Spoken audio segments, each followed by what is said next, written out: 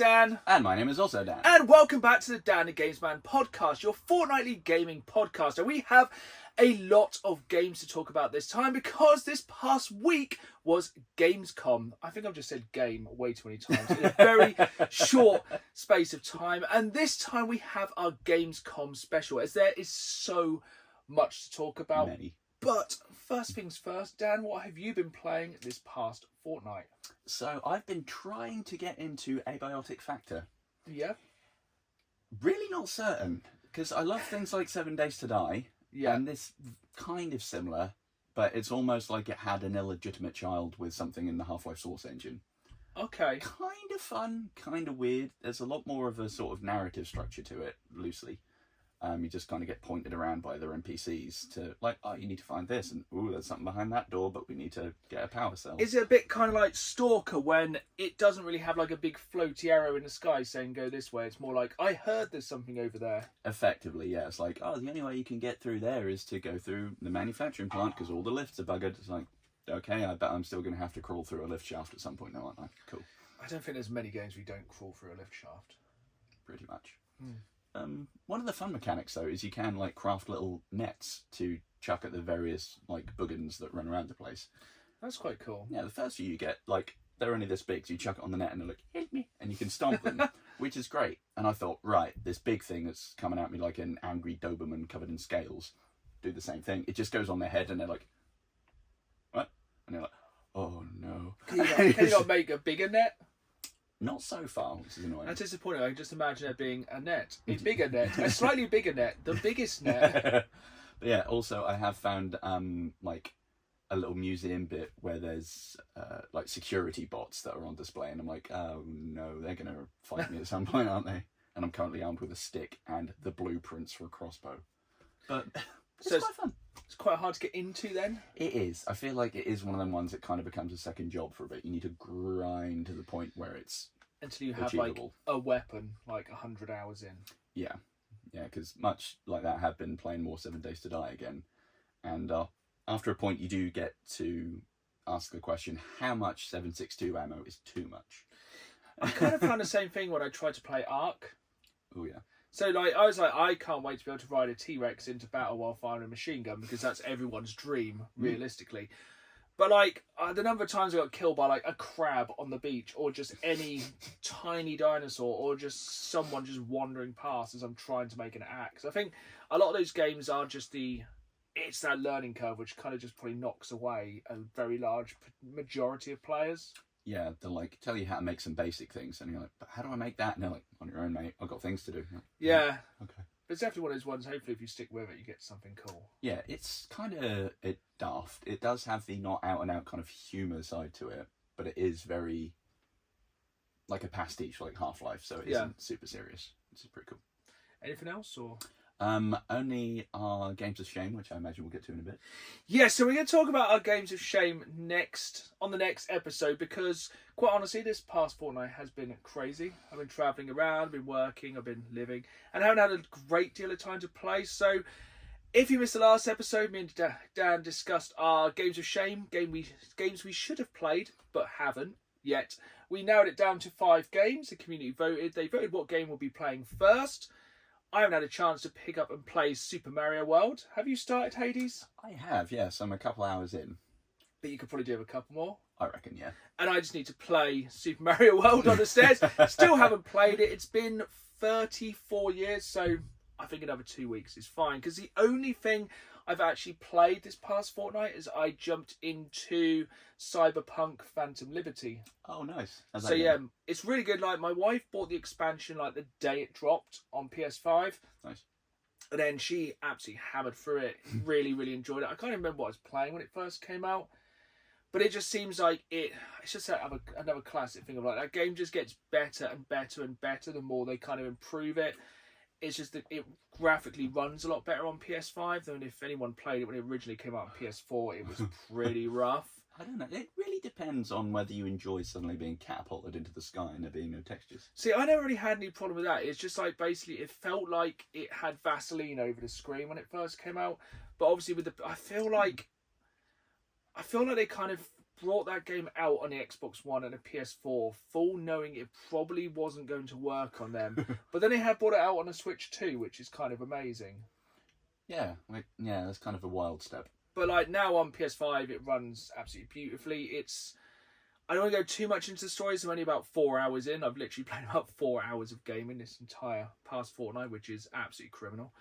But mainly because we've watched such an incredible amount of Gamescom, but obviously we'll be getting on to that in a bit. And yeah, I'm really enjoying it so far. It's got Idris Elba in. Oh, sweet. So like Idris Elba and Keanu Reeves in the same room per se. Obviously they can't even see each other. If you haven't played Cyberpunk, that probably makes even less sense. Shadow and Knuckles. Yeah, which is absolutely... it's kind of multiverse. They really should have a crossover event. Dude. But yeah, it's fun.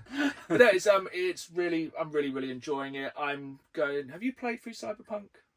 I've gotten a vast majority of the way through the story, and then I just go, ooh, a crime over there. Ooh, a crime over there. Yeah, I very much decided... So I was going to restart the game. So you can either reload your game to carry on from the end, or you can do a fresh play from the end of the game before the DLC, which I decided to do because I originally played on the Xbox One while my wife played on the PS4, so I couldn't take my cross save over, or maybe I can.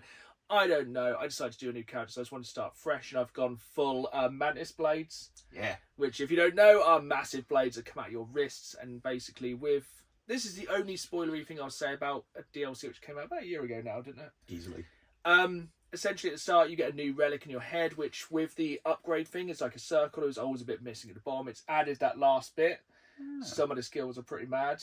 Nice. You can go invisible way longer. You can turn midair. You can, you kind of fight that enemy in the first game has a katana, and they're kind of like sliding through the air really quick. You can basically do that now. Baller. It's pretty sick. So I'm doing a full kind of melee build. I like it because it's way more fun. But yeah, that is basically all I've played this week, just because of the incredible amount of Gamescom content I have inhaled. But there is also a surprising amount of news this week, which we kind of broke up from just the Gamescom news. Yeah. Should we just go into the most obvious thing straight away? What would that be? Well, Helldivers 2 is now out on Xbox. Woo-hoo! The console wars have ended the same days. I think it was yesterday's time recording. Gears of War Ultimate Edition dropped on PlayStation 5 and Christmas. Helldivers 2 dropped on the Xbox. Yes. I think there's been a massive influx of new Helldivers. Many. Probably a lot of which wearing because the ODST Warbond dropped as well at the same time, which looks sick. It's the first cool. Premium, inverted commas for those not watching the video version exclusive to YouTube of this podcast. It looks really sick. I'm here for it.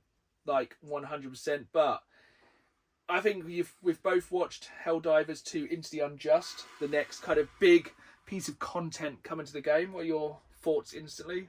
So on paper, love it. It's going to be like, oh, that's all cool. But from a when you're in it standpoint, it's going to be horrid. So how would you describe this new fresh Hell? A lot more intense and probably very claustrophobic, I would say. So for anyone who hasn't seen, they've dropped a 7-minute trailer for Into the Unjust, where essentially the Helldivers are taking the fight for freedom to the Hive planets. No relation to the Tyranids Hive planets whatsoever. No. The Hive planets of the... God, what are the bugs called? I've really warhammered myself. Terminids, there we go. Yeah. So we're going to the Hive planets of the Terminids to try and destroy them from their home planet. Yes. For freedom and democracy. So there's going to be a lot of it is underground now. There's going to be specific missions where you go into the cave systems, which is cool. I can imagine that being quite fun. Like everyone just charging down there and having to, getting a decent overlapping field of fire and just like bottlenecks. But also, there's nowhere to get. You can't jetpack out of that situation. You can't jetpack out. You can't. They said you will be able to drop supplies in, but only periodically when there's holes in the cave roof system. Yeah. Which means you can't exactly... Oh, man, you can drop a mech in. And I think there's going to be a lot of flamethrower, a lot of LMG. Ooh. And there's going to be a lot of chaos. But they're not... Getting the mine turret as well, just ding that in a narrow corridor. But the thing is as well, with anything like that, there's nowhere to go. Details. Yeah. And so yeah, there's new missions that involves that DLC. There's like Destroy the Lung, which is like the main heart it's the lung, but it's the heart of the hive. I think you have to destroy that, and then protect the oil rig, which is a big. Yeah, the little guy on its platform tootling around. Yeah, which That's is actually a very large kind of drive. I think it's self-driving oil rig. That'd be cool. But it does have a gun turret on the top, which is the main thing. I'm gonna say, do you reckon it could survive having like another turret like just podded on, or do you reckon it would go kaput? I've known Helldivers, it'd probably go kaput. Yeah, probably.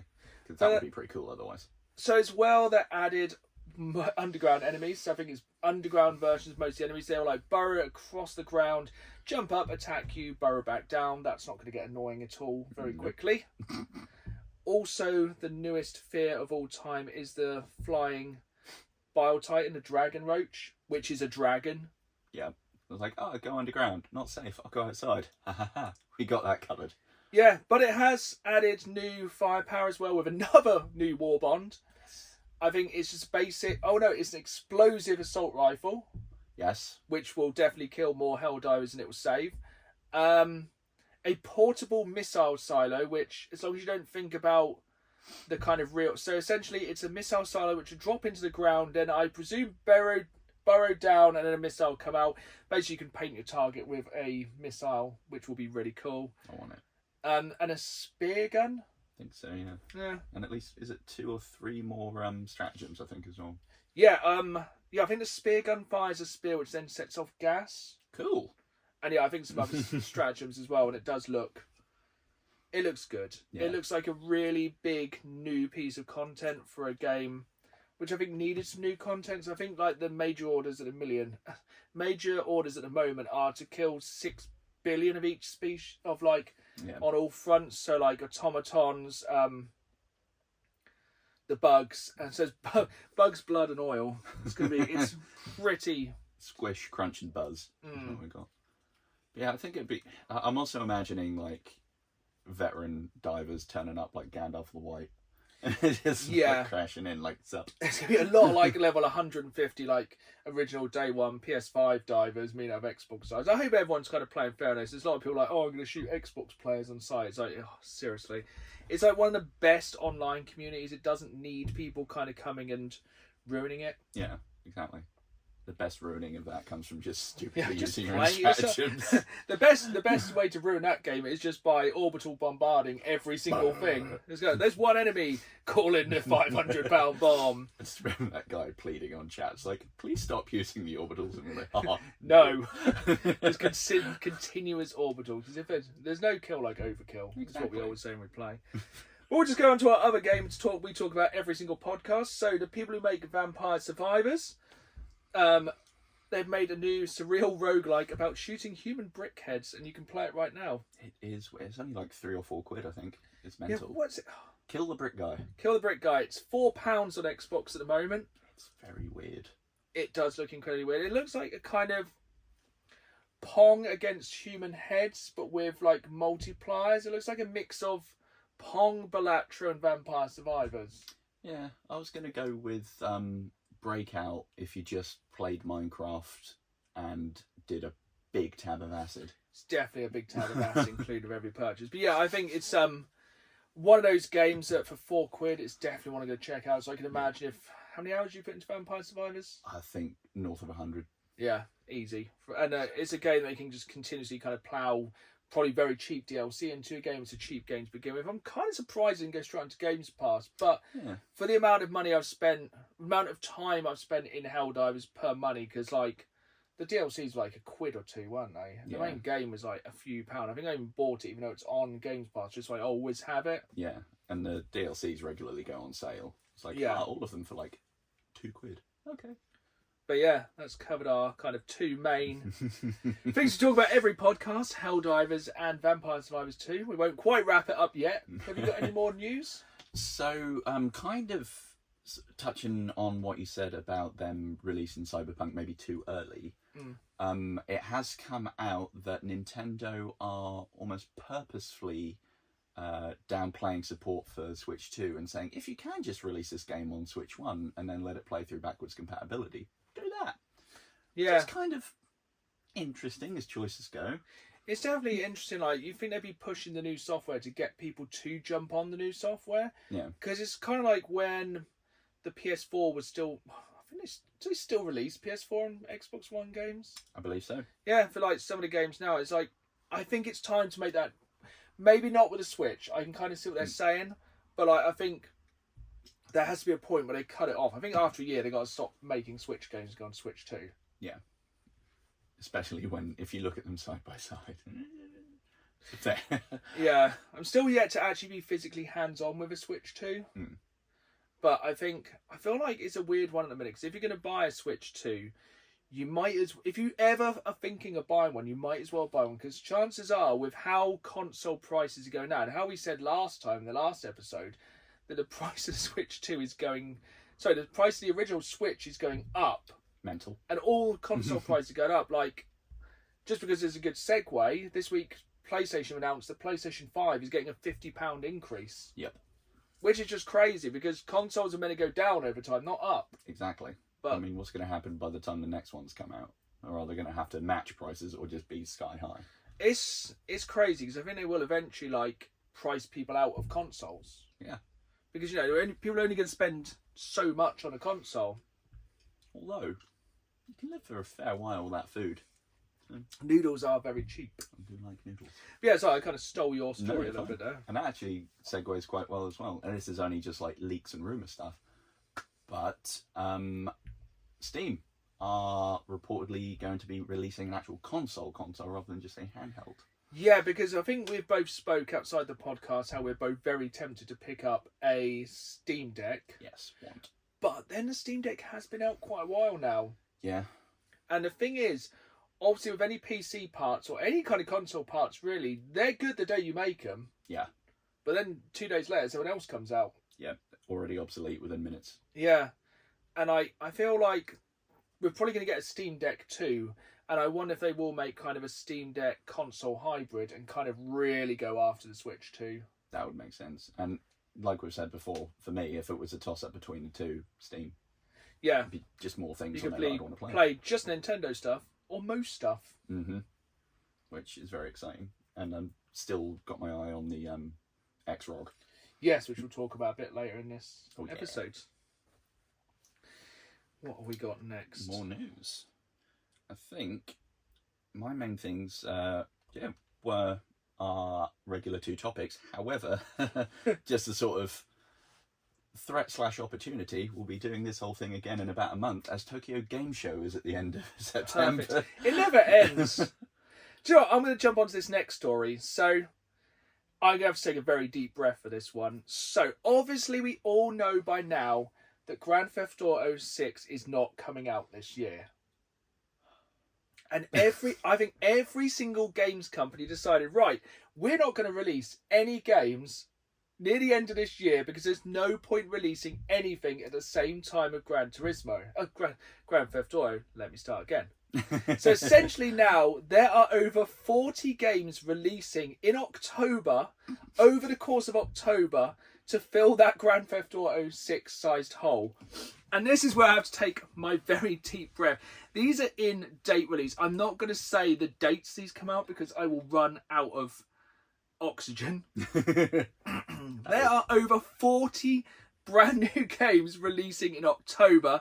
Starting on October 2nd, Ghost of Yotai, then Gigasword, Neon Inferno, Borderlands 4 on Switch 2, Digimon Story Time Stranger, Absalom, Painkiller, Barbie Horse Trails, Battlefield 6, Little Nightmares 3, NASCAR 25, Just Dance 26, Ball X Pit, Pokemon Legends ZA, Keeper, Elf on the Shelf, Christmas Heroes, oh God, get in early for Christmas, Escape Simulator 2, no idea, could be incredibly creepy, Bloodlines 2, Jurassic World Evolution 3, Ninja Gaiden 4, Double Dragon Revive, Moonlighter 2, Plants vs Zombies Replanted, The Crazy Hyper Dungeon Chronicles, Fast and Furious Arcade Edition, Once Upon a Katamari, a prologue, The Outer Worlds 2, Ark Raiders, Terminator 2D No Fate, and Mina the Hallower, all in October.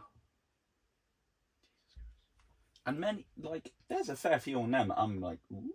Yeah, there's a couple of them. Yes, we're laughing. Probably no one's going to go, there's 40 games in October. I'm going to pick up Elf on the Shelf, Christmas Heroes. But we have a new Pokemon game, a new Battlefield game, Borderlands if you're a Switch 2 player, The Outer Worlds looks fantastic. Terminator 2D No Fate is one of my most anticipated games of the year because it looks sick. And I would like to play Jurassic World Evolution 3, but October, lordy, that's a lot of games. Yeah, and chuck Ghost of Yote in, and that's like 6 I'm That's like, really bugging to play. yeah. And like That's as not a gamer, small. there's no way I can play that many games in 1 month. Nah. I'm going to sneeze for the amount of games. He's allergic to all of the content. Oh, God, the thought of not being able to play all those games is making me ill. Oh, no. I'm feeling a bout of sickness from work over October. Oh, but yeah, that's absolutely insane, the amount of games coming out That's mental. in October. I've got 2 more pieces of news, unless you want to jump in. I think all of my other news is kind of restricted to our Gamescom topic. Although I do have a surprise story I'm going to hit you with at some point as well. Okay, I'll drop my 2 in, because these are definitely kind of very based on the time. So this weekend coming, the last weekend of August, Sonic Racing Cross Worlds is having an open beta. Ooh. It's available to pre-download now. So if you're listening to this podcast, it is live now. It's available all weekend. I'm kind of keeping half an eye on it because I'm still trying to find a game to fill the kind of Mario Kart world hole. Yeah. I do enjoy some of the Sonic Racing games. I didn't really enjoy the tag team one I did recently, but I do like Transformed, and this looks more like Transformed. So basically you're a car, then you're a boat, then you're a plane. That looks really fun. And one last piece of news from me. The relaunch of Skate launches next month. Oh yeah, they got is it an open beta or an alpha? I think it goes into early access on September 16th. Nice. According to EA, and I quote, "It is a living, breathing, massively multiplayer skateboarding sandbox, always online and always evolving." So it's kind of a good and bad thing of that. It's always online. They're going to keep putting content in it. But it's always online. It's EA. It is a primarily, I think it's 100% an online game. I just hope you can do like skate by yourself while there's other people skating around. That'd be good. Rather than have to do a lot of stuff with other people. It looks definitely more Tony Hawk's than Tony Hawk's now. Okay, cool. Like it doesn't look like the kind of more simulator game that I feel like Skate was always a bit more grounded than Tony Hawk's. This one doesn't look as grounded. It looks like you can get hit by cars and they fall over incredibly comically. Check out the trailer. We shouldn't laugh at people getting hit by cars, but that looks quite funny in that. And also looks like some of the skate parks are in the sky, and maybe you could like skydive into skate parks. So it looks a bit. I hope it isn't like the Fortnite-ification of Skate, but it does look like it could be. I think it looks quite interesting. I think because it's early access on EA Access, probably anyone who has Games Pass can jump on it. Yeah. I know from the little bits I have seen, they have tried to kind of make it a bit more accessible, which I guess plays into what you were saying there of a bit less serious in simulator. So sometimes you'll like auto grind if you like bump into a curb, or you can do a wally, so you wouldn't interrupt your thing if you time your jump wrong, and you would just go into the wall. You kind of just foot plant off it and keep. I think it looks quite fun. I think it looks like it's definitely be very much you can work on your own character, kind of choose your clothes, design your own character, do like stuff like that. I think that'd be quite. I think it's definitely interesting. Yeah, I kind of like the idea of having it as a big, always online thing in a way. Yeah, just as long as you can kind of turn on like passive mode, kind of like from GTA 5. Yeah, I hope you're not like you're about to like hit a higher score and somebody will just shoulder barge you. Like, nope. Yeah, I've got quite high hopes for it. I think it could be quite fun. I think I think Tony Hawk's never had the greatest multiplayer other than like Horse, which is great. Yeah. But like a big kind of, if you could literally like kind of hang out, skate together, do stuff like that, I think it could be really cool. That's pretty fun. I like it. Did you want to drop your weird story now, or? Sure. So I've done a little bit of my own Reddit digging, just because I've been trying to find weird stories. Perfect. And let me just find it, because Reddit refresh and it's gone. That's fun. So it's a story that is a little bit old, but there have been updates in the past couple of years. We do like updates. Oh, yes. There we go. Let's search that because it's disappeared. There we go. So, buckle up. So I'm watching that episode of Rick and Morty where they reveal Mr. Goldenfold eats poop, and it shakes this memory out of my head. Opening thoughts. Strong? Yeah. I'm presuming this is suitable for work. Language will be fine. Cool. We're very good at editing. Around winter 2000 to 2003ish, I'm a young man in the Phase 2 public bathrooms at West Edmonton Mall in, I'm assuming that's Canada somewhere. I finish my business, and just as I'm about to tidy up, a random guy slides under the barrier of the adjacent stall into mine and snatches the fruits of my labour from the bowl and chows down. And this... Hopefully you watch this in a video version so you can see my absolutely perplexed look of this. So, this original post, later on I found out the same thing had happened to a classmate of mine, also at West Edmonton Mall. And around the same time, I watched a stand-up comedian on TV talk about this same thing. And this was 7 years ago, and there have been constant updates, even to within the last year, that this guy is free, and it still happens. Even to the point of just notes being put under the door saying, please do not flush. What is going on in West Edmonton? That's... How often are these updates? Why has no one done anything about this? He has been arrested at Good. some point, but... Oh, here's one. Where's the original bit there? What was it?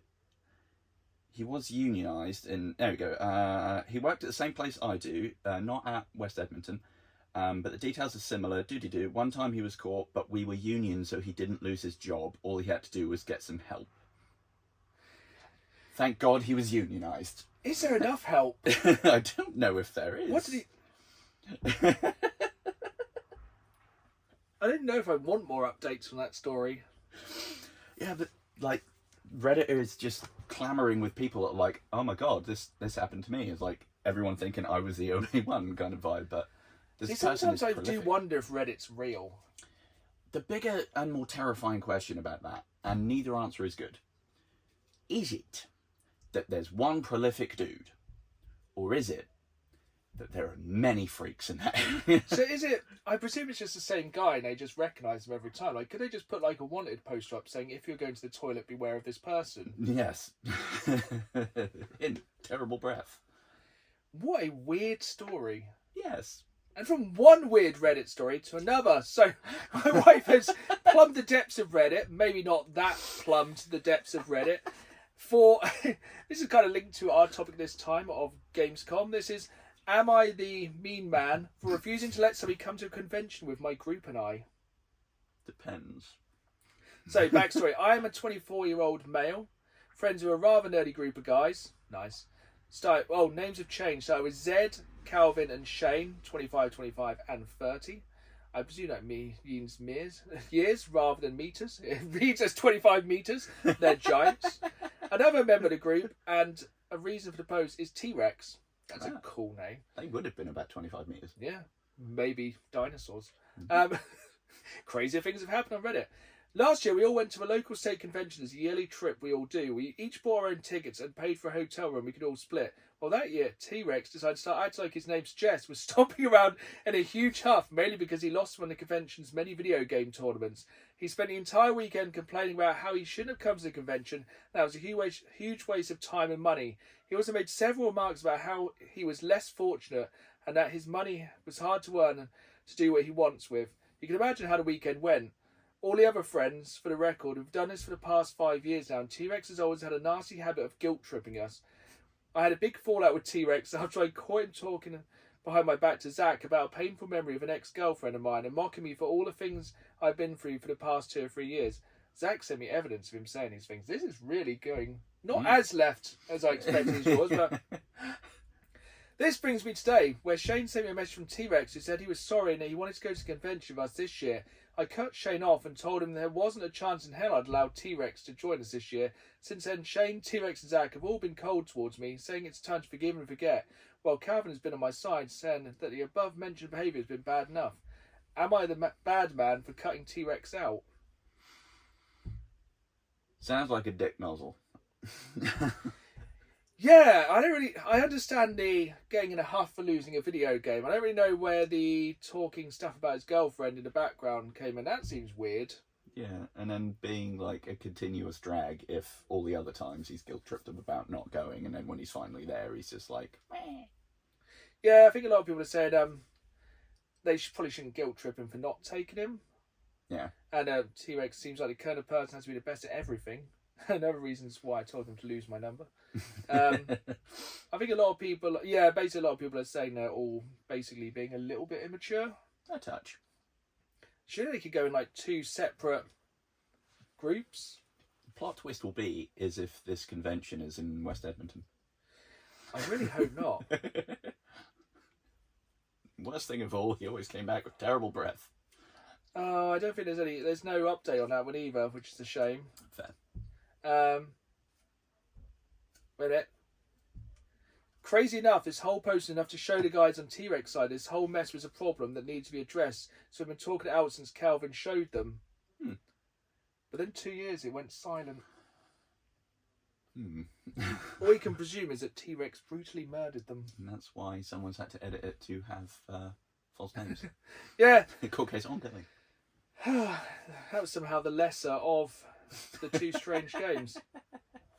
But talking about games, we need to get into Gamescom because there is a lot. There are many things. There are at least 4. So, for those who don't know, Gamescom is the biggest gaming convention in the year, in the world.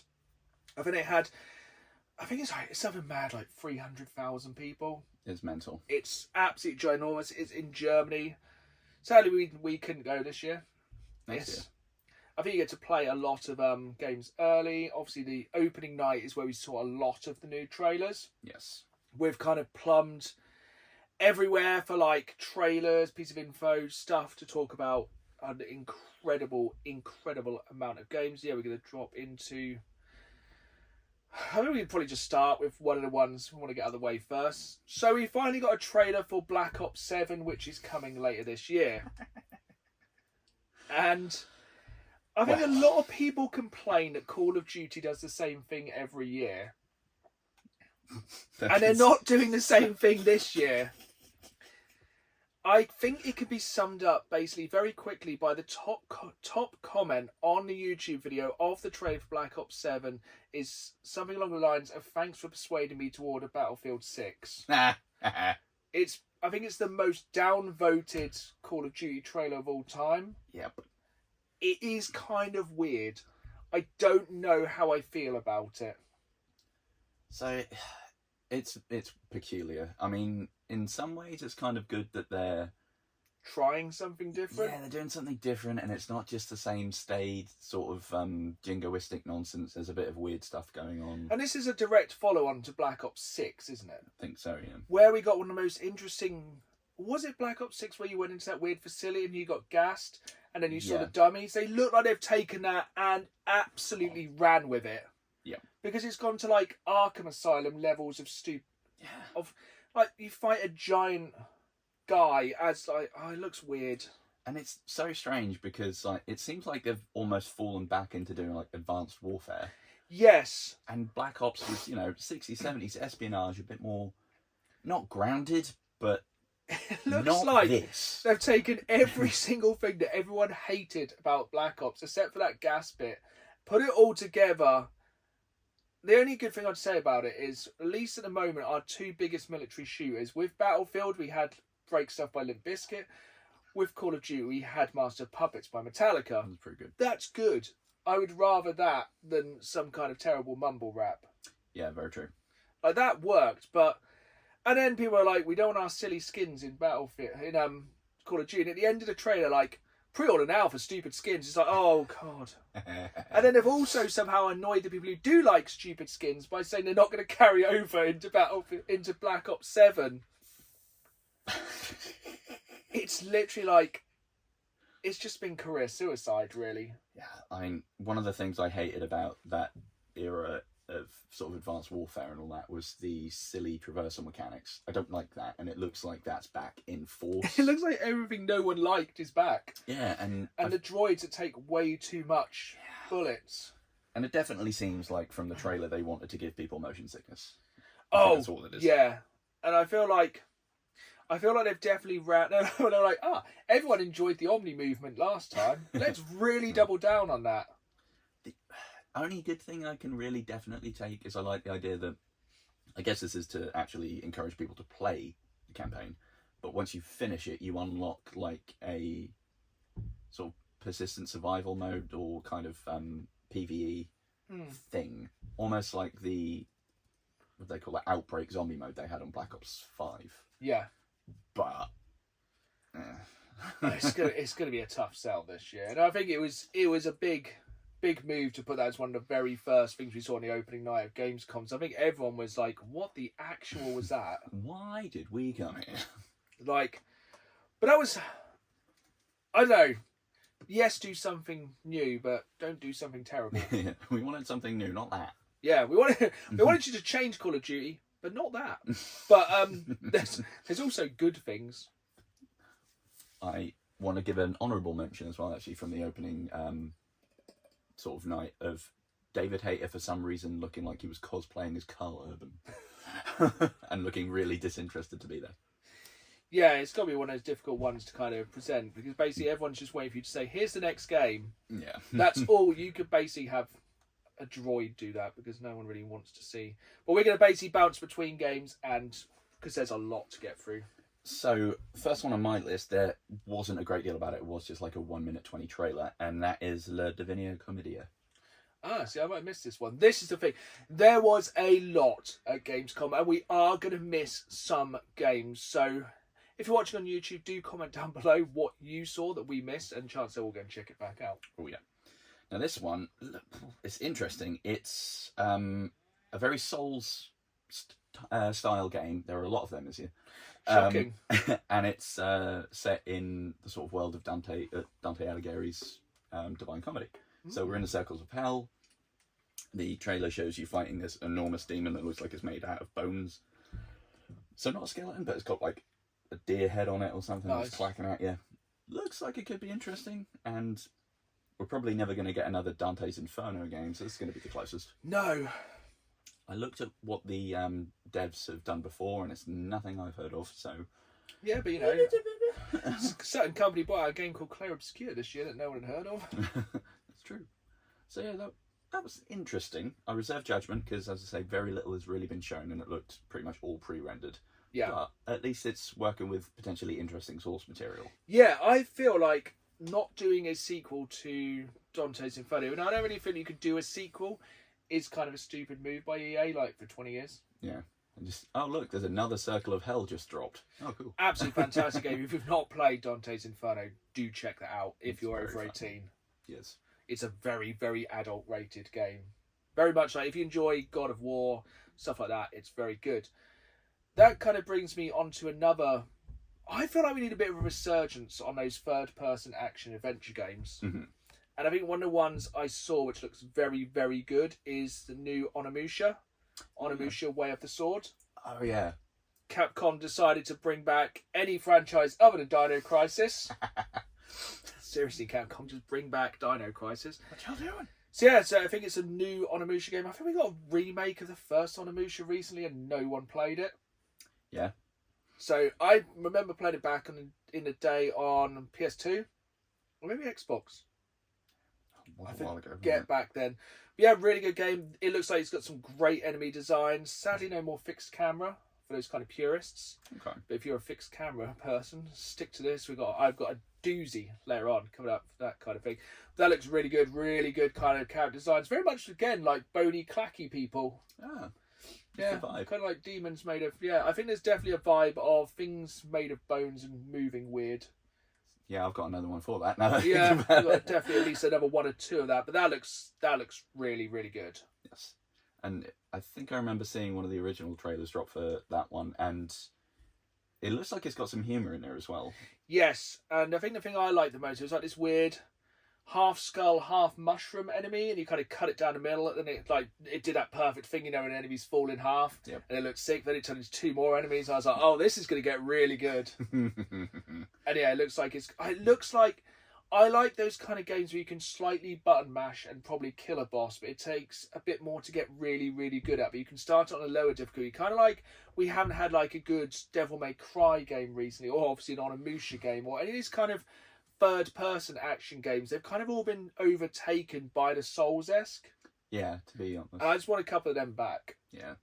Nice sort of simple fun where you can just get in. I just want to absolutely murder something the size of a building. You know, I think it looks like you can do that on Onimusha. There's going to be some giant demons you can literally ride and just carve up. And that's what I'm looking for. No angles for you.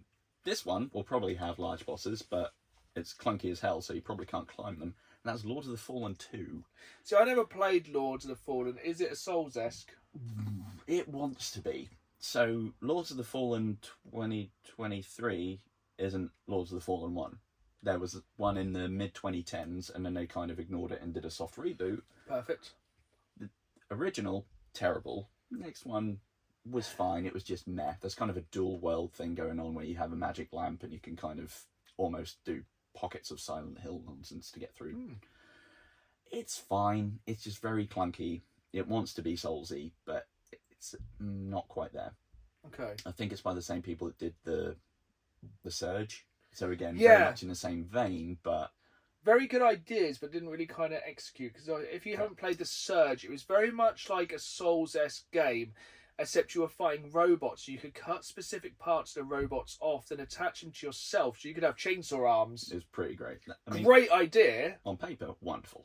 But it felt really clunky. It didn't feel like I did try that one. It just didn't feel right. Yeah, there was something about it. Like, I think it was the camera angle in that one, if I remember. You're walking around a lot of like junkyards, and the camera angle was definitely the hardest enemy. yeah, and I think because there wasn't anything in the way of shields there, so you had to get good at parrying or dodging, and everything just had a hitbox that was about 4 it wasn't miles really wide. a rolly kind of Soulsy, was it? It was more either you attack or block. Yes. They were your options. Or you yell at the death screen over and over again. Yeah, probably the more of the option. Yes. Where to go next? Should we go into some horror? Oh yeah. What do you think looks scarier, Resident Evil Requiem or Silent Hill F? Because we got two very good looks at both, and I think the answer may surprise you. I'm going to go just with how the characters seem to be and what your capabilities are. I think Resident Evil. I think Resident Evil Requiem may be more scary than Silent Hill F as well. Mm. We haven't got long to wait until Silent Hill F. So it actually comes out in September. It's been released by Blooper Team, who made the Silent Hill 2 remake. Yes. But other than that, they haven't made much. No. I think they are doing another horror. Horror seems to be their remit. Horror's their bag, yeah. And strange. I don't know if I'd agree, but I have heard some people describe Silent Hill F as leaning more towards the constant that it is now, Souls-like, with more combat involvement. I think it's weird because it seems like they've changed. So it looks like Resident Evil Requiem, at least for the part we've seen with the one character, is going to have less combat, and Silent Hill F is going to have more combat. So they've kind of switched it round. Yeah. And I would definitely say Resident Evil Requiem has and thrown the ante up on the horror to the nth degree, because that looks terrifying. That new thing that's stalking you in the new Resident Evil Requiem looks horrific.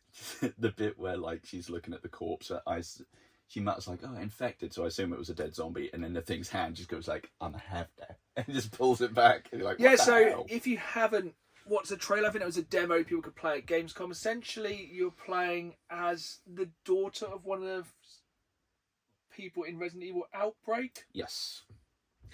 And you're going around, I think it's a nursing home or some kind of...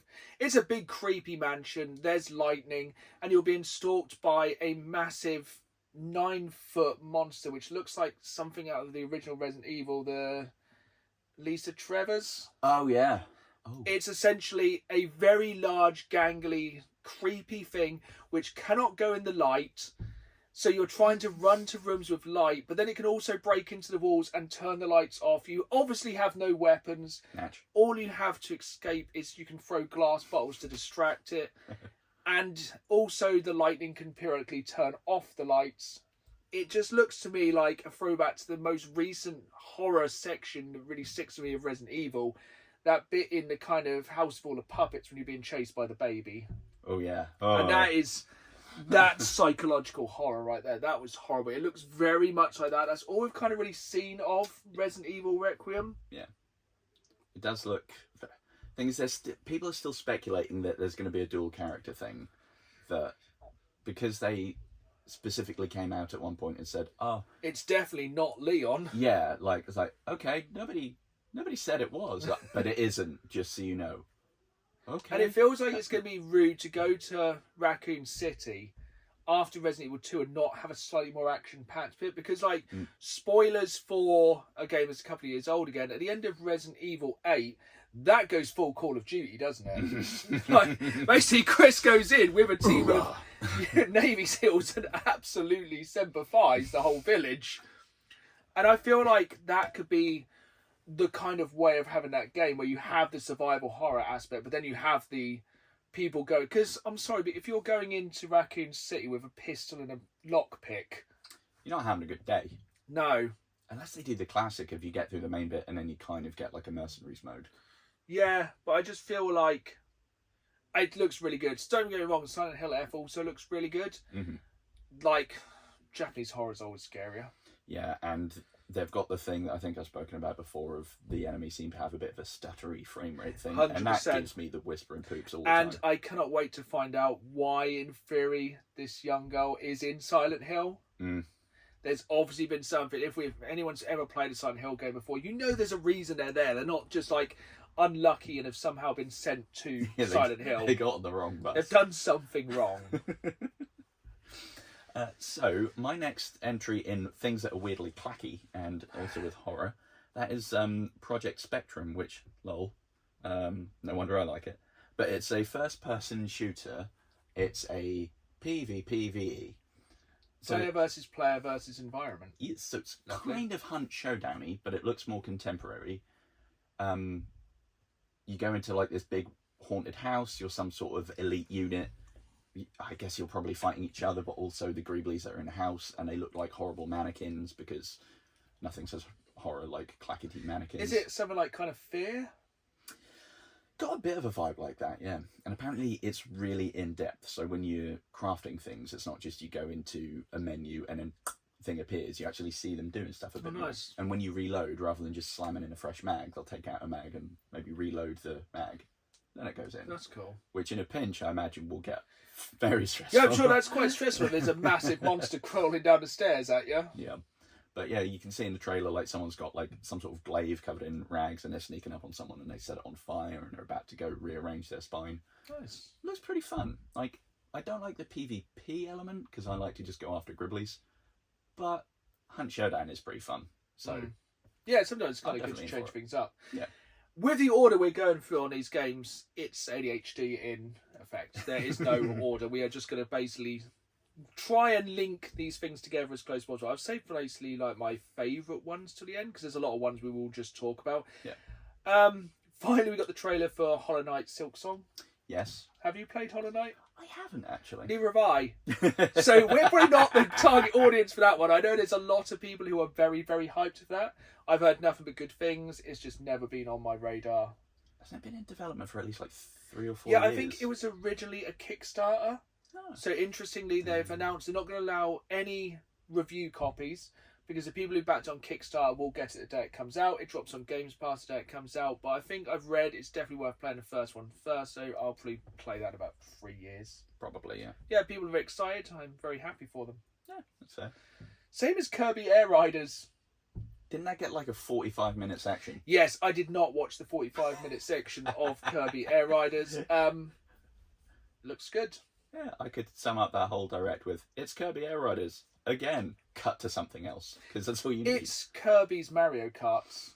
Yes. It's basically they've taken Kirby's Air Riders and added more depth, which it really needed. I mean, it is fun. It's perfectly great. And that's all I have to say on it. No bad words. No encouragement. No. Keep doing you, Kirby. People like Kirby. I'm not really the biggest Kirby fan. I mean, I played a lot of the Game Boy games. It was fun to just inhale enemies and be like, oh. Yeah. Other Yeah, than I that- quite liked the weird one they released recently on Switch when it was like in the apocalypse. Oh yeah. That was something. I want them to do a gritty version of it where rather than just like inhaling and swallowing them, you actually see him crunch. And They just, should like... do it like they've done the weird Pac-Man recently, which I still need to play because that confuses the heck out of me. The new kind of gritty, survival-esque Pac-Man. I don't know if it's out yet or if it's out very soon. Only thing I've really seen of it is a little bit of a trailer and the weird episode on Amazon. Yeah. That was odd. Or, Yeah. as much as I hate the genre, asymmetric horror multiplayer. One person is Kirby. The other is other random characters. Just random. It'd be like Prop Hunt, but with way higher odds. Imagine being terrified of Kirby. That'd be quite a way to go. But we saw a little bit more of Pragmata. Don't know how I feel about that one. No, the more I see of it, the less I think of it. That's fair. If I know the thing on your back isn't an escort mission, but it just feels like having a backpack that's Ashley from Resident Evil 4. I feel like that game has a little bit of the Death Stranding thing to it, where the more I hear about it, the more I'm confused and the more I'm not sure. Yeah.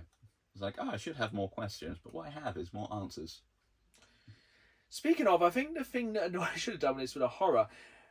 If you follow me on social media, you'll see recently I shared a weird teaser clip that the Pokemon company released of what looked to be a found footage Pokemon horror. I would have been so there for that. And I was like, oh my, are we getting a dark, gritty Pokemon kind of reimagining a la like found footage horror? That'd have been so good. No, we didn't. It was the most contrived way of like announcing there's gonna. It was Pokemon Legends ZA Case of the Sweet Scent Incident, and it's basically just a mega evolution of Vileplume. I'll be honest, after you told me what it was, I didn't go back to watch it because I was hoping it was going to be like, I don't know, you'd have to go and find a load of kids at a drift limit. I thought it was going to be like some weird Pokemon Snap, but with like ghost Pokemon that were actually trying to. I thought it was going to be something really cool and original. And it was just the most contrived advert for Pokemon Legends ZA I've ever seen. But yeah, they did have quite a bit more footage of that. It looks very good. I can't imagine it's going to change the world Pokemon wise. Nah. But I'm kind of tempted. But I feel. Where do you want to go? So I've got. Where do you go from that? I've got a 1-2 punch, and it's 2 games from NCSoft because they apparently learn nothing. So we've got Cinder City. Did you see that one? Nope. It's kind of like. I'm gonna insert a bleep in this one just because I think it's necessary. It looks kind of like Cyberpunk: The Division. It's. I can't wait to see what we bleep out. It visually very pretty, but it's just you're tooling around on motorbikes. You got your generic shooty things. It does have a very Division-y vibe, but it's another one of these sort of online service, horrible looking cash grabby games. Yeah, that sounds like it's going to last a month tops. Yeah, and then there's the other one, Time Takers, which I guess it's very honest that it will just take up your time, and that's all you'll get from it. It's a team-based hero shooter thing. Looks kind of like Overwatch. Oh, why is anyone making team-based It's hero shooters anymore? Marvel has won. yeah, it's like knock knock. Have you heard of Concord? Didn't go well. The top comment, or one of the top comments, was along the lines of, "Do we have a date for the servers being turned off yet?" There's literally no point. We might as well announce the Dan the Games Man hero shooter now and just cancel it and be done. You can play as 2 great characters, Dan and Dan. The skins are just us in different t-shirts. Yeah, it's just different t-shirts. The arena is the sofa. That's it. It's cancelled. Special Just talent. save It's the hot. millions. Oh, fair. Just save the millions. Just announce it, cancel it. I guess it's just a Good tax, point. just a tax break. It's so annoying because like they've obviously got some talented people working on it because neither of these games look bad, but it's just like, bruh. It's just an absolute waste of time. I just can't imagine.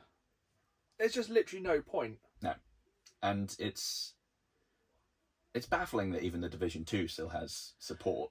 This Division 2's got a new DLC soon, hasn't it? Yeah, and bringing something back that was in the Division 1. I was like, Who is playing anything by Ubisoft anymore. Mental. That dropped in 2017, didn't it? The second. That dropped before COVID. That game is older than COVID. And I don't think it even had a big lockdown resurgence. Right, I'm going to change the subject before. I'm going to go on to something positive. We had 2 Lego games on this. One I don't think anyone was expecting. We saw more of Lego Voyagers, which is honestly one of my most anticipated games. It's pretty good. It's essentially, we have spoken about it here before, it's a only co-op game, either local or online, where you both play as a 1x1 Lego brick and have to solve puzzles in an actual Lego world. It looks absolutely fantastic. But the new Lego game, which got announced at Gamescom, which is probably the last thing we expected, was Lego Batman Legacy of the Dark Knight. Oh yeah.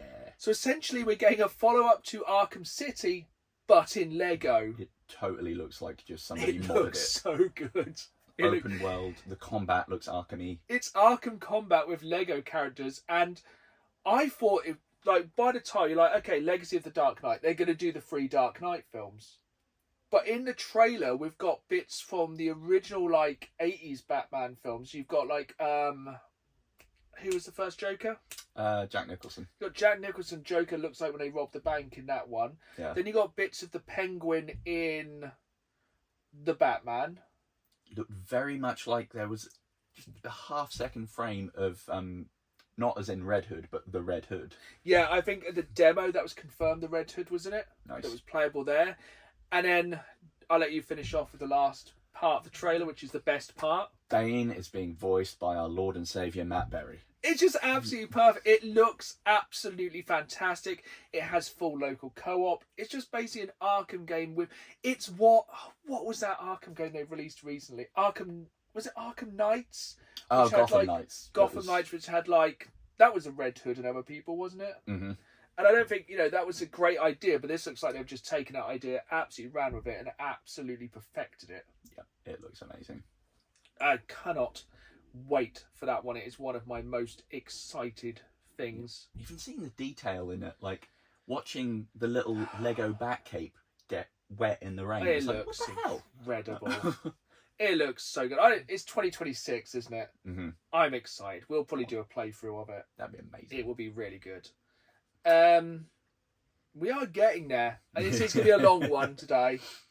Have you played any of the either video or tabletop Masquerade? No, Vampire the Masquerade. No, but aren't we getting a sequel after a small while? Yes, Bloodlines 2 is dropping. I think it entered development hell for a while, and now it's been taken over by, is it Chinese House? Devs, the people that did Still Wakes the Deep and nice. Other things. Very good game. You haven't played it. Need to finish it myself. Thing is, I think it looks very evident it's been in dev hell, because it looks a bit 2000s-y with how it seems to Isn't play. it like a 20-year-old game now? Effectively. And also, there's been some controversy around it already.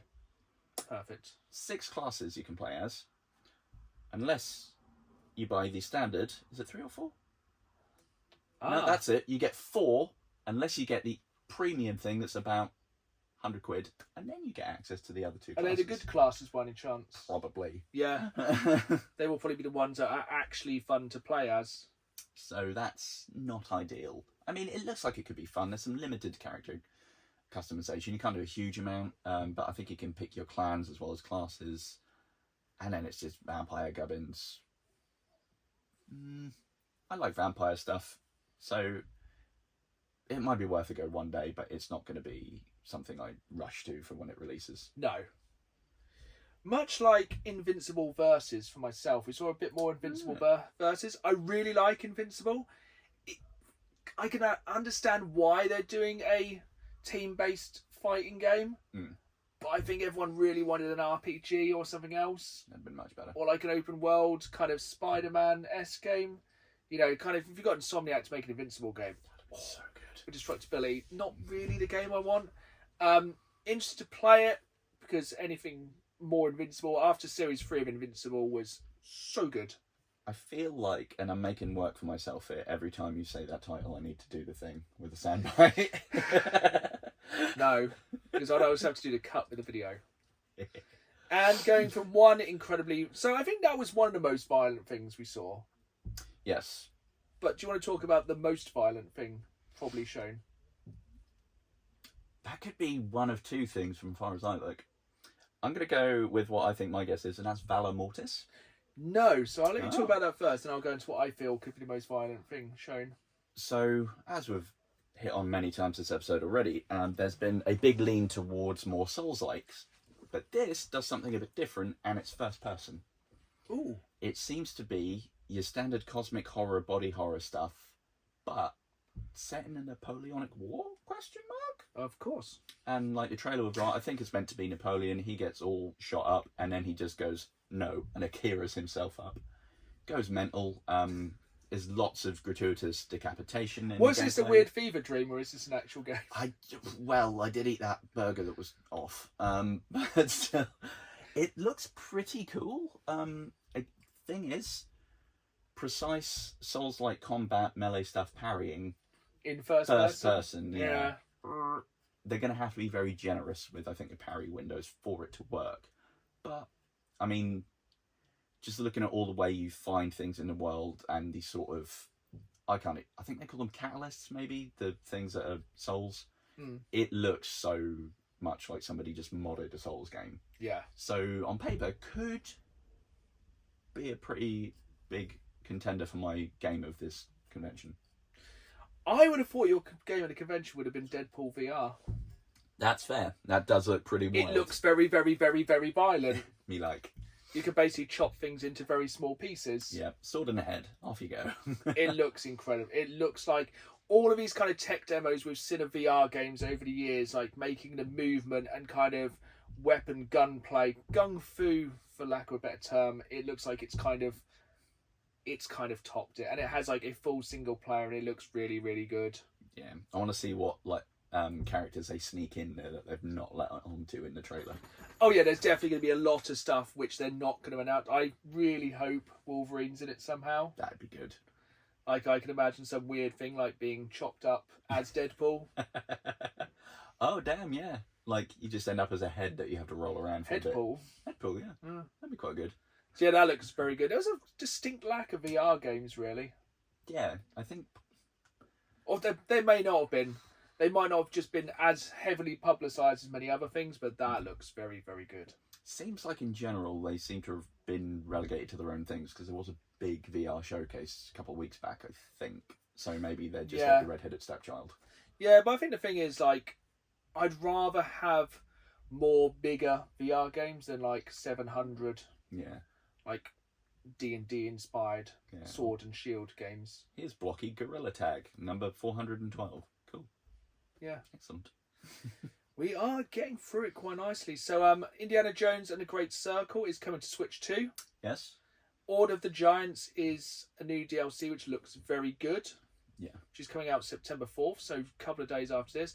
I don't know if have you played through Indiana Jones? I've gotten most of the way through.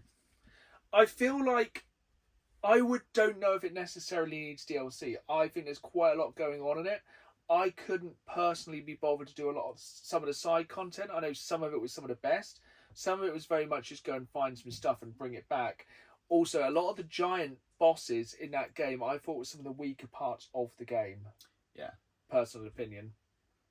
I liked punching Nazis. That's good.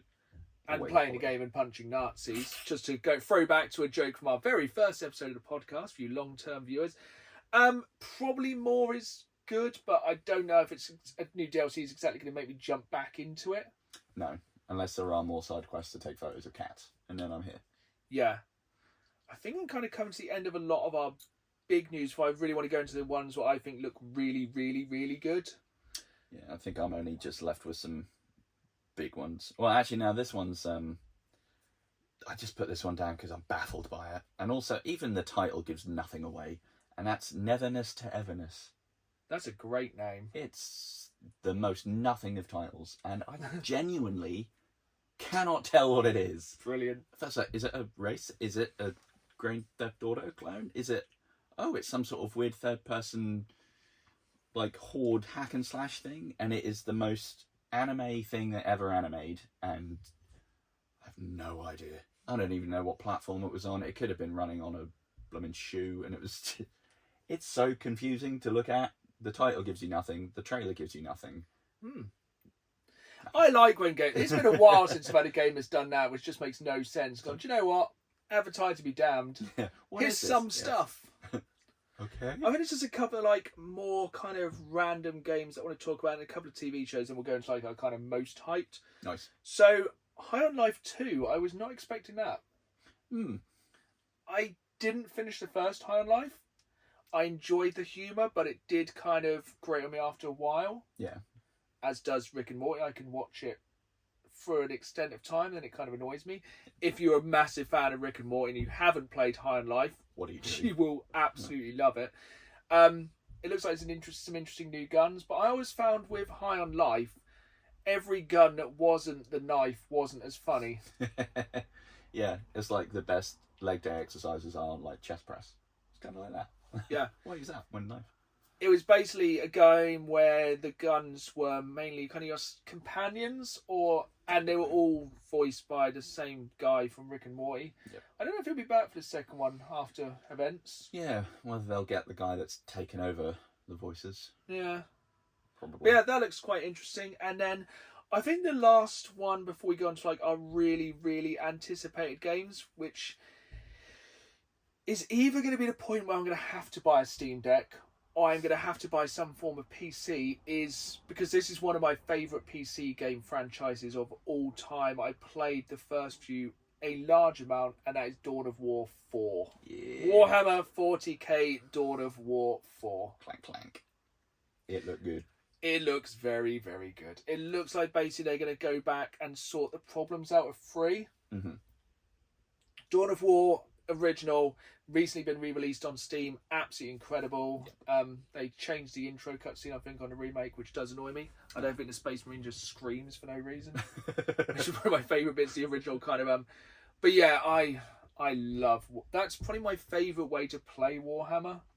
It is very enjoyable. Because essentially then you can have all the minis you can't afford, because it probably costs about £40,000 to build a Warhammer 40k army now. Yep. And then you haven't got to suck at painting them. Yeah. And it looks absolutely incredible. I'm well here for it. I think there's 4 single player campaigns in it, which let's just guess will probably be Space Marines, Orcs, Chaos, Necrons. and I think it's Necrons. I think a lot of people are annoyed there was no Eldar because they suck. Yeah. Not And a to be fan of fair, Eldar. the people that probably wanted the Eldar are the ones that wanted the Eldar. So Yeah. But I think they... Whew, that is a lot. That was a lot of stuff. Actually, no, there's one other one which somehow snuck into my most wanted list, and that is World of Tanks Heat. I didn't even bother watching that because World of Tanks goes in the background for me. I thought it looked all right. It's 10v10 hero shooter because we've just ragged on them for about 10 minutes. But in World of Tanks, I think it would probably be all right. I'm sure the 20 people playing World of Tanks will enjoy their 10v10 hero shooter. But then I think we are basically down to our really, really highly anticipated games. I think there's going to be some crossover here. I'll let you go first. So, my first one is going to kind of almost link on from talking about 40k because it's developed by Saber Interactive, and that is John Carpenter's Toxic Commando. Please do not be bad. I know, right? It looks like it's going to be so good, but do not mess it up. It looks so good. So, Saber Interactive have recently made Space Marine 2. Mm-hmm. Good. They also made World War Z. Good. So basically they have perfected the technology of here is 1 million enemies, kill them. Yeah, here they come. It's your problem now. And I'll let you explain because I've watched quite a lot of this one as well. It just looks over the top, first person shooter kind of 80s B-movie horror kind of vibes to it. It's just guns, chaos, gore. And vehicles. Vehicles where you have to, it looks like tow vehicles out of places sometimes. So I'm assuming there's going to be an element of some free roaminess. So I have watched some demo footage of this one. Essentially, you normally have to get from point A to B, a la Left 4 Dead, Back 4 Blood. Mm-hmm. But because the world's been taken over by the slime god, actual name, the world is shockingly slimy. Makes sense. So that's why you have to kind of winch your vehicle to get across like the slime bits. But it's like, cool. they're not really just zombies, are they? They're kind of like tentacly, eyebally, nasty ghoulies. Yeah. And it just... So the only reason I play any Call of Duty anymore is for the zombies mode. And this looks like they've just gone, okay, we've figured out hordes properly, because even a hordes in zombies mode don't really work that well. And then gone, sod it, let's do zombies better than they do. Let's do it better than Killing Floor. Yeah, it looks like... Which zombies was it? It was like so 80s it was unreal. Ooh, crikey. It's been a while. They're starting to blend together for me, to be honest. But yeah, it looks absolutely fantastic. It's a please do not mess this up kind of jobby. I don't think it's going to be for everyone, but I feel like probably a lot of the Space Marine and World War Z community will probably jump on it. I'm feeling if it drops at a budget price, it's going to really help it. Yeah.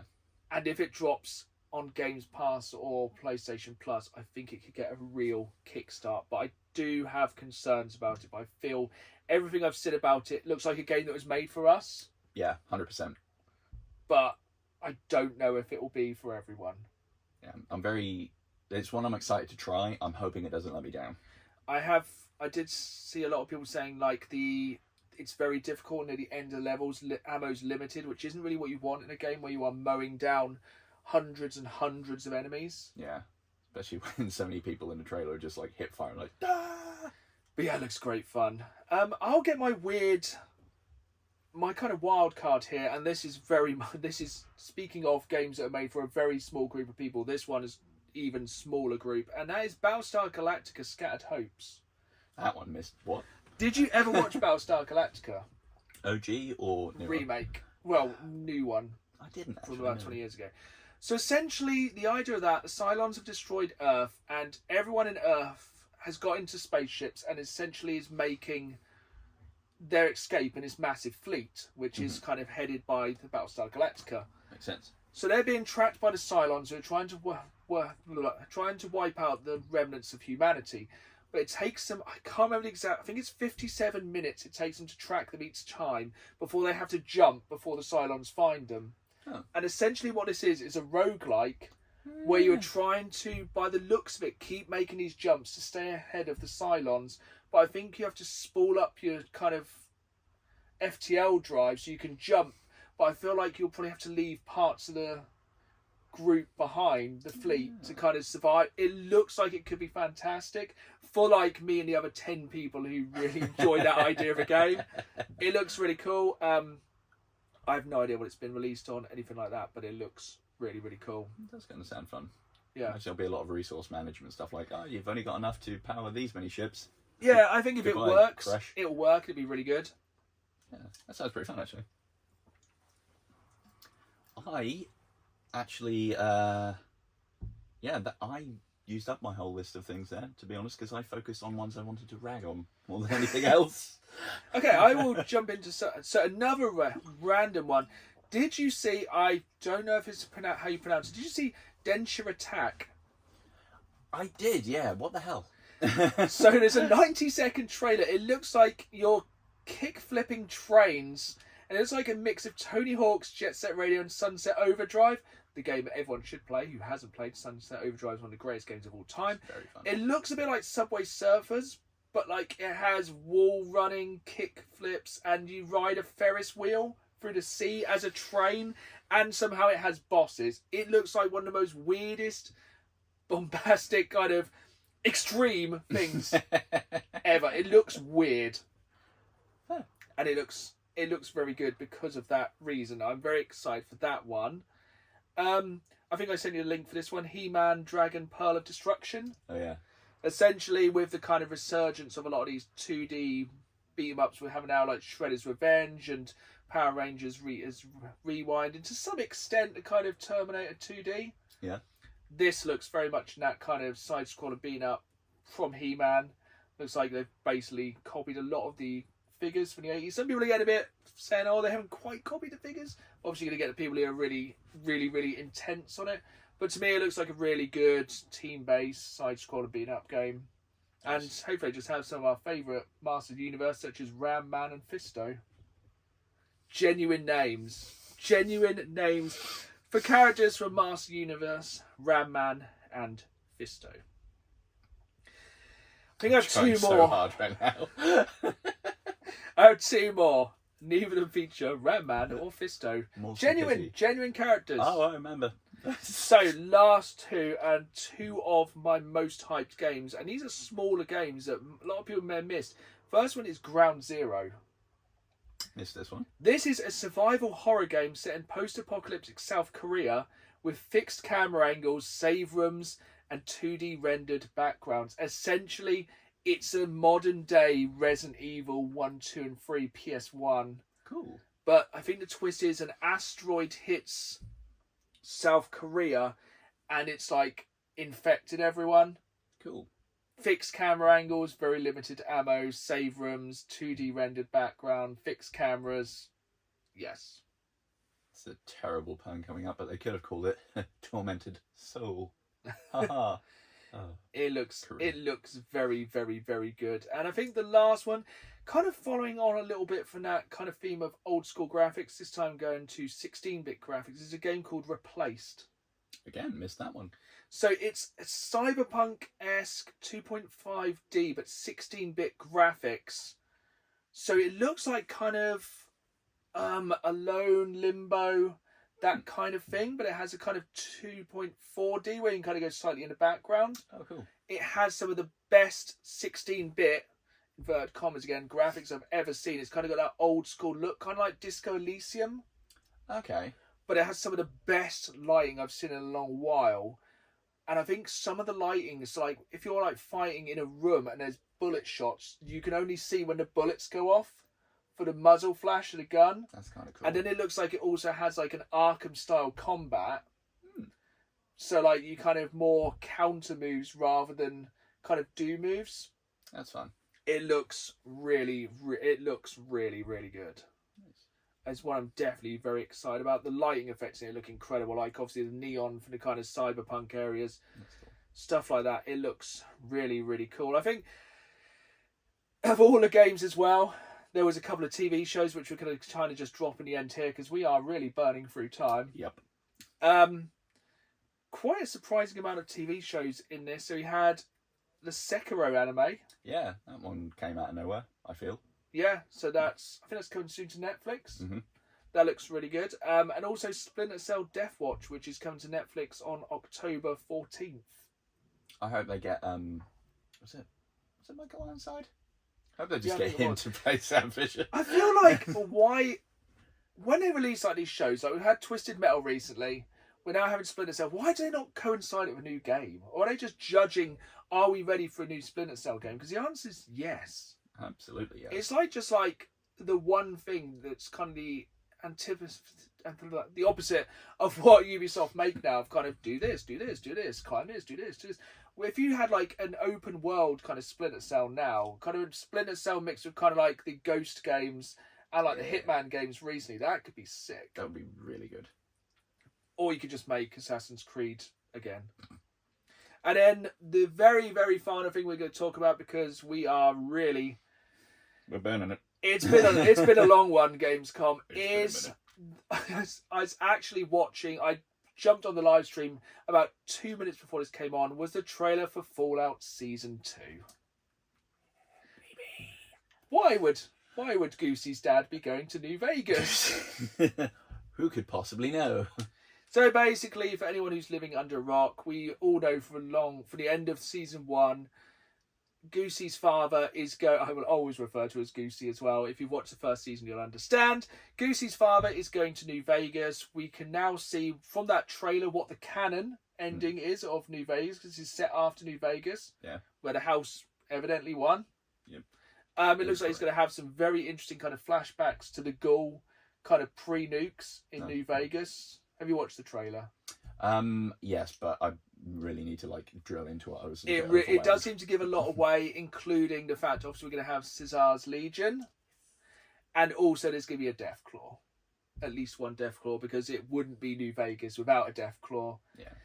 It looks absolutely incredible. I think it's basically the early Christmas present everyone wanted. It's coming early December to Prime. I hope they drop every single episode at once. I'm sure they will, and I'll probably just watch it in a row. It's kind of made me want to replay Vegas as well. I feel like the obvious thing to do as soon as you've announced that would be to just shadow drop the remake of 3 or even New Vegas, That would be which I think we all amazing. think is coming. It would be great. But, And you know, they've got form. games companies be games companies, and Bethesda will do what they want when they want. Yep. Oh, did So we get now- anything about the new Elder Scrolls? Oh. No. So that was everything we've taken away from Gamescom. As we said, there's probably loads we missed. Sadly, we couldn't be there. Next year, Gamescom, get us in. We will make sure we see absolutely everything. Again, if you're watching on YouTube, I'm sure there is stuff we've missed. Please comment down below your most anticipated game, even if it is Black Ops 7. We don't judge. And I am absolutely burnt out from the amount of stuff that happened. And would you say it's about a month away from Tokyo Games Fest? Yeah, I want to say it's like the 25th-ish or something of next Yeah. month. And don't forget, there is an incredible amount of games coming out in September, and even more games coming out in October. And of course, next time, in the next episode, we will be talking about our games of shame. 33 years removed, I'll finally be playing Super Mario World. But for now, we need to get back into the real world. Yes. If you enjoyed this episode, make sure you hit that follow button if you're listening to us, or hit that like button and subscribe if you are following us on YouTube, where you can exclusively see the video version of this podcast. Please leave a review. I hope you've enjoyed this episode. I've been Dan, I've also been there. and as always, keep playing the game. See y'all soon.